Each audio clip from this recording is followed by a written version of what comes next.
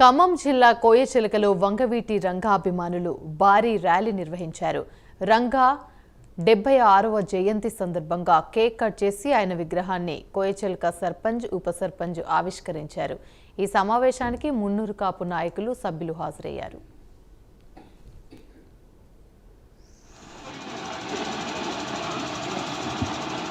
పూలమాలలు వేసి కొబ్బరికాయలు కొట్టవలసిందిగా కోరుతాను. ముందుగా మీ గ్రామానికి ఆంధ్ర తెలంగాణ రాధారంగ మిత్రమండలి తరపున నాకు కృతజ్ఞత తెలుపుతున్నా.